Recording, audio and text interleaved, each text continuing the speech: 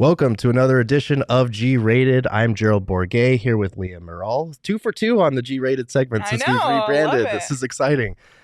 We are going to be talking about White Lotus. The season 2 finale was last night, and I got to say this show is so much better than season 1. Like night and day. I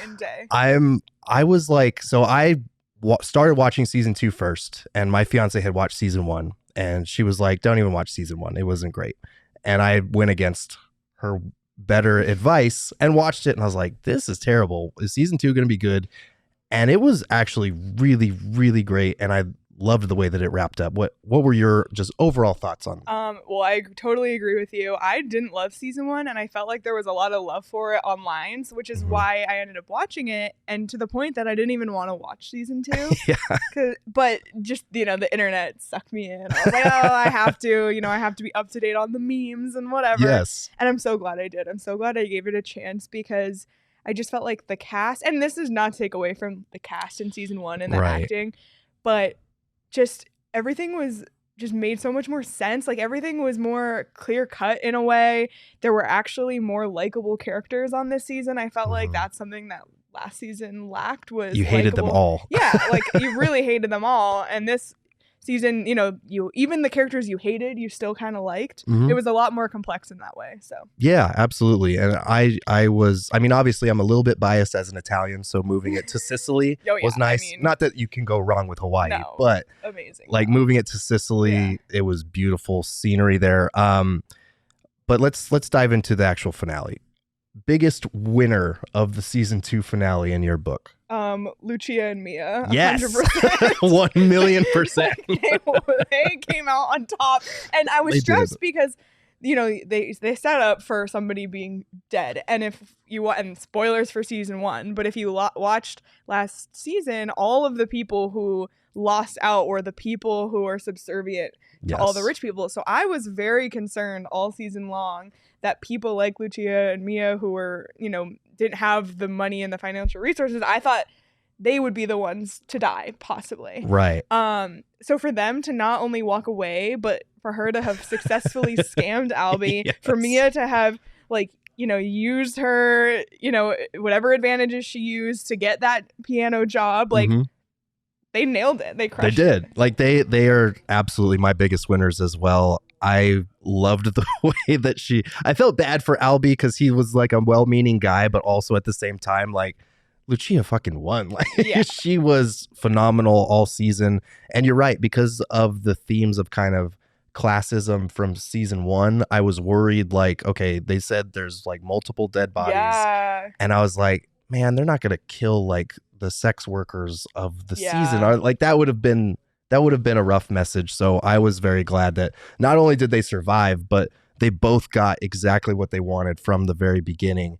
And we'll talk about the themes of sex in a little bit because that was kind of the overarching theme of the season. But biggest loser of the season. I mean, 2 it has to be. We're already laughing because she took the world's worst header off the boat. Like, I can't think of a more appropriate way for her character to go. Just it was perfect. Like her whole character arc, she could never do anything for herself, and she always needed someone's help or used other people. And when she's finally there in that moment, completely by herself, she does the dumbest thing. There were 5 other things she could have done besides what she did. Yes. And you see her fall, and at first as she's falling, you're like, oh, she's just going to fall in the water. But then you kind of hear the smack, and then she doesn't come up, and you think, oh. I was watching that with my fiance, and I just started busting up laughing. And she's like, what's wrong with you? I was like, that was intentionally funny. Like, they knew exactly what they were doing with Tanya's death. And I'll admit, like, I was confused as to why she was kind of the lone holdover from season 1. I never really connected with her kind of character or her character arc. But even I can admit, like, the way that they wrapped that up, the way that, because there had been these references to she was the star of like a tragic Italian opera. Yes. And this was like the most derpy way for her to That's be literally that star. what Mike White said in the after credits thing. He said like it was the derpiest way for her to go. Right. And it was so great. Like it was so great. And after she had this like heroic moment, I mean, her also shooting the gun was hysterical. Like I could watch that scene 1,000 times, just her closing her eyes, like shooting the gun. And she had this heroic moment and you go, oh my God, like she survived this. Yeah. And like, and this was completely unnecessary. So funny. Yeah, she's got to be the biggest loser. But Sorry, Tanya. Sorry, Tanya. You went out in the most fitting way possible, though, for your character. But yeah, that was so funny because she did have her like moment where she did something for herself, and then you got to take the heels off. Like, just take the heels off. Take your heels off, and also like the whole time, her seeing the picture of Greg, like just her not putting it all together at any point. And I know it even takes the audience a little bit, like for me and I know people had their journey of realizing something was up here. For me, it was when she was at the opera and she was like, oh, is that the Queen of Sicily? And he was like, yeah. And then she's waving her and I was like, okay. And I know, there were a lot of seeds planted before then, but there were so many opportunities for her to also like realize something was amiss, and she's just so caught up. And even the fact, like the funniest moment of the episode was when Quentin is lying there like coughing up blood and she's like, is my husband cheating on me? It's like, that's what you want to know after all of this? Like that was so her. Like she's just so caught up in things that don't matter and like can't see clearly, and that's what ended up causing her to die. Yeah. And I'll admit, like, I'm not the biggest Jen Coolidge fan because unfortunately for me, I will always like see her as like Stifler's mom or like the character she plays in Click. But like she won me over with a couple of killer one-liners in this episode. My favorite was when she's on the phone with Porsche and she's like, I think he's kind of fucking his uncle. I was like, oh my God. I was cracking up. So kudos to you to her for the way that she was the biggest loser, but the biggest loser in our hearts as well. Yes, absolutely. She won my heart. Yeah, lost the episode. She lost her balance. Yeah, literally. But let's talk about the themes of sex, because I felt like Mike White was saying this after the episode as well, that like season 1, that was about classism, that was about kind of imperialism to a certain degree as well, money. This one was every single storyline tied into sex in some certain way. And I was interested in kind of the different portrayals of it and how it was not weaponized, but like used to an advantage, especially for Lucia and Mia. That shot of the 3 DeGrasso men when the attractive woman walks by was money. And I was like, oh man, Alby getting played is like what's going to help turn him into what his father and his grandfather have become. As his grandfather so eloquently put it, their Achilles cock, which God bless. If you don't watch Mythic Quest, you should go watch it, because the grandfather, F. Murray Abraham, I think his name is phenomenal in that as well. But what were kind of your thoughts on the way that story with the DeGrasso men progressed? It was really interesting, and I saw this a lot online too, is that like the 3 men represented 3 generations of like misogyny in different ways. With the grandfather, it was very blatant, very like he's making like, oh, when I hugged her, I got aroused. It's like, well, don't say that. No, Grandpa, no. Like, yeah, no, Grandpa. And then, with the father, it was more like, oh, he has a sex addiction and he's trying to hide it, but what, and then with Alby, it was like, oh, he wants to save all these wounded birds, but it's like, you can't, you're not the savior of women, but in his mind, he's being a feminist by doing that, but you're not being a feminist by doing that. So it was really interesting to see how that like was represented across 3 different generations. And I just think it was really funny when they went back and they found their old family members, and it was all women, and they were all disgusted by the men, and you just know that this has been something that's carried on through this entire family tree. Yep. And you could tell that like the grandfather is lost, because I think he referred to them as a group of banshees. Yeah. The father, I have serious doubts about his ability to change, not just because of that last shot, but just because the first thing he did when he got to Sicily was hire an escort. Yes. So like, my question is, do we have any hope that Alby can buck the trend, or is he going to follow in the same footsteps as his predecessors? I think I can't help but think he's going to follow in their footsteps, especially given the fact that he got played and then, he came back to Porsche in the end, who she herself is, I guess, somewhat of a wounded bird in a different way. Yes. Yeah. I don't think so either. And I think the Porsche thing is a good point, because I think that he definitely from the start saw her that way. And especially now, like, obviously she wasn't going to out and admit, yeah, I think the dead person was probably my boss. Yeah. But like, you could just tell that she was shaken by that whole experience. So and it was just interesting too, because both their characters at the start, like, he was attracted to wounded birds, she was attracted to adventure, and they both got to go off and do their own thing. Like, he felt like he helped Lucia escape from her, pimp, who obviously that was a scam, but and then Porsche goes off with Jack, and she's like borderline kidnapped and finds out all this stuff, and like all this drama happened. So she got to go off on her scary adventure, to the point, I think, when they came back in that moment, it was like, okay, we've like done it all. maybe this is gonna work out. Yeah, they really came full circle, but it wasn't like a journey. It was more just like a 360 turn. Yes, that's it. Yes. But let's talk about the other.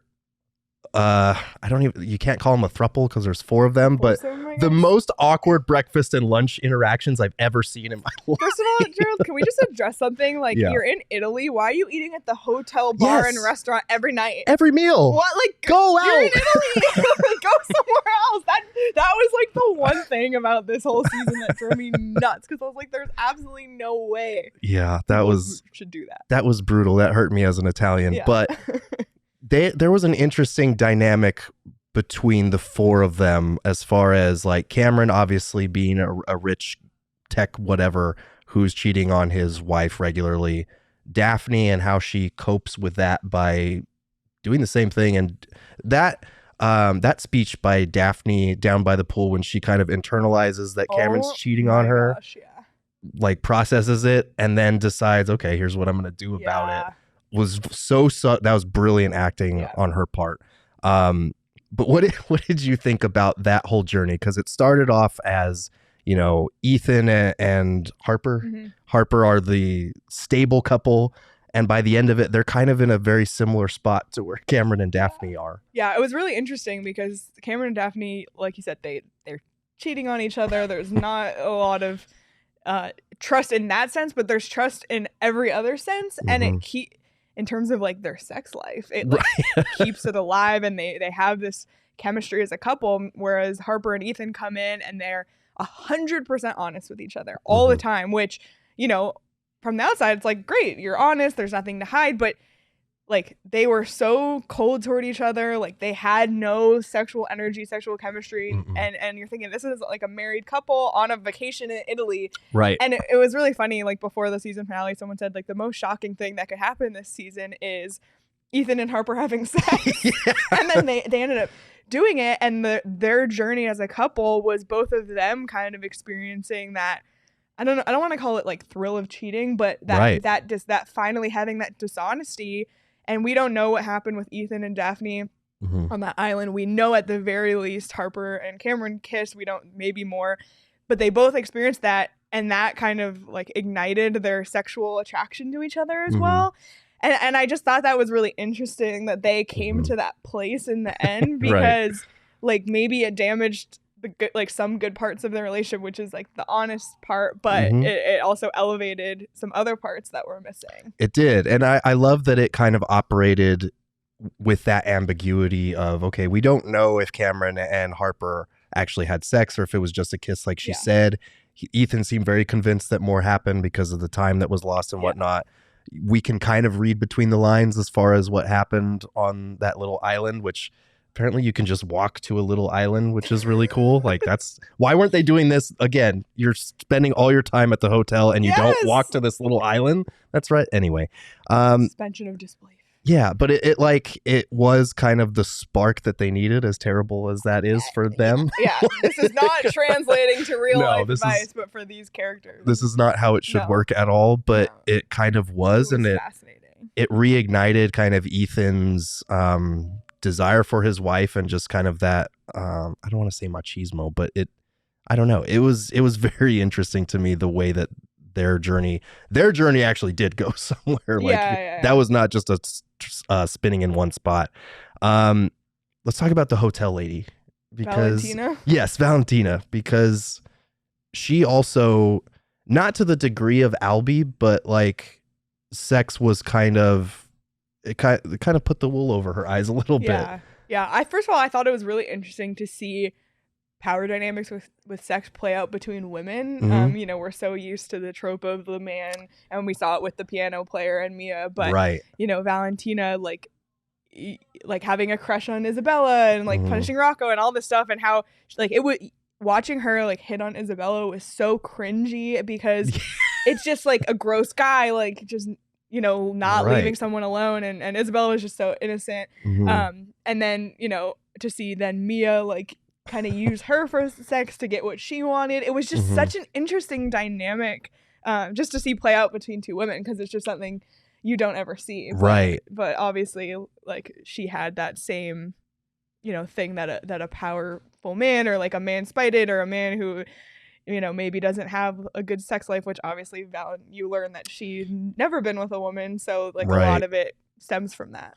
Her character got a lot more interesting from the start of the season, because I feel like we had in the first season, we had the example of a really interesting character that worked at the hotel who wound up dying. And in this case, she was just kind of like there for a couple episodes. And then over the course of those episodes, like she grew into a character who kind of had that power dynamic flipped on her. But you also felt for her at the same time. She was very complex because you hated her, but you also, felt for her. It was very interesting. Also, her reading of, what was his name? Salvatore? Yeah. When she was trying to get his attention. That cracked me up. But yeah, so let's move on to biggest complaints or gripes with the season. I don't know if this is true because we don't know how everything plays out, but like that Greg kind of won a little. And I know like it's implied that because she went and killed all those, like because there's foul play, it's probably, it's the death won't be ruled accidental maybe, or whatever it is. But just knowing that he might have won is like so frustrating.